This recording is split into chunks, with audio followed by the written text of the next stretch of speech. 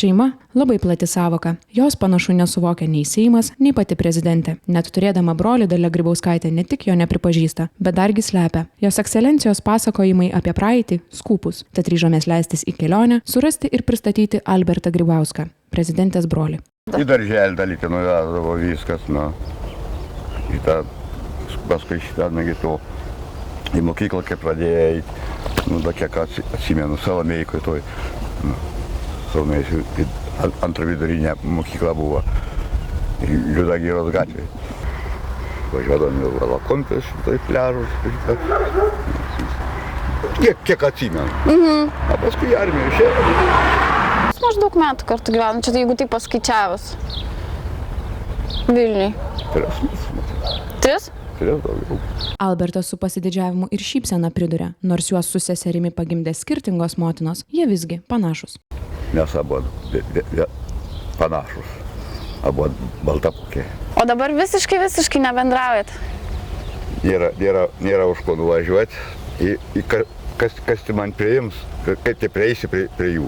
Albertas ne tik apie savo vaikystę su prezidente, bet ir apie liūdną nūdienos gyvenimą be elektros tik su žvake, bei nuolat buvusios žmonos lazda skalbiamą skūrą papasakojo. Jinai mėgėjai, va. O, tai jau čia... Žymė. Tai muša jūs? Duris dariau su lazuros, guzos. Svetimų pinigų neskaičiuojame, bet ir taip aišku, žemė yra apvali, o prezidentai niekada negyveno skurde. Praėjusiais metais prezidentės deklaruotas turtas siekia daugiau nei 1 300 000 litų. Geležinės ponios titulas, akivaizdu, ne iš piršto laužtas ir atsispindi ne tik Grybauskaitės valstybės valdyme. Albertas sako, sunku jam, o iš sesers nei finansinės paramos, nei paprasto ir šilto pasveikinimo su kalėdom nesulaukia. Ko man šnekėti? O gyveno į viskas, vargstu, skurstu į pensiją, nieko daugiau. Jau 2 kartus nuėmė pensiją.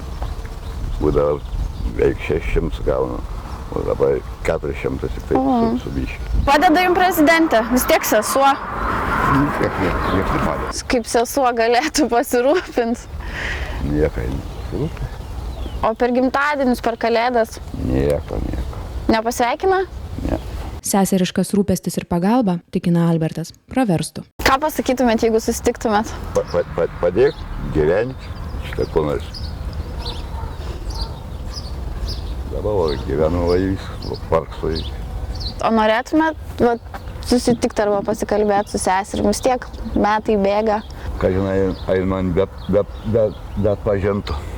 Prezidentės atmintis šlubuoja. Neprisimena jį nei brolio, nei kuo tėvelis Polikarpas Grybauskas dirbo. Tiksliau prisimena – vairuotojų. Štai jums įrodymas – Polikarpo Grybausko pažymėjimas.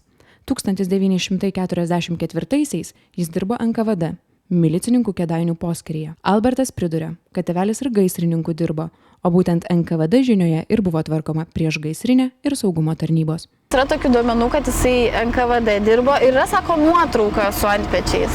Iš tą aš turėjau tą nuotrauką, tai man kažkas tai nujojo. Kuris jis tais antpečiais? Iš ten nujojo su antpečiais. Jis to, kaip pasakys, į priešgaisrinę tarnybą dirba. Jis seržantas buvo.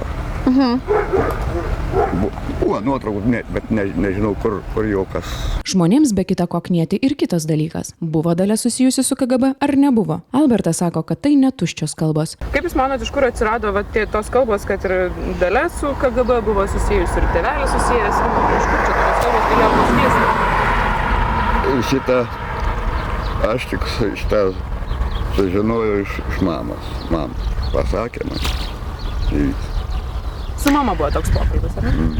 O iš kur mama žinojo? Kaip mama nežinos? Nepaisant visko pokalbio pabaigoje, Albertas prasitarė. Nors sesuo ir nenori jo akise regėti, jis nepraranda vilties. Prieš 4 metus net mėgino su ja Vilniuje susitikti. Buvau nuvažiavęs, bet net nepriejau. Šitą susitikti. Aš nekir, gal padėti su kuo nors man. O kur kreipėtės? Ką darėt, kad susitikt bandėt? Kaip? Nepralaidė apsauginį. Parodžiau paso, šitą viską. Galbūt pašnekėjus, galbūt kiek padėjus, ko nors sako. O ką jums apsauginiai? Negalima, viskas. Tėvų, brolių ir seserų nepasirinksi. Reikia juos mylėti, o neslėpti, kad ir kokie jie bebūtų.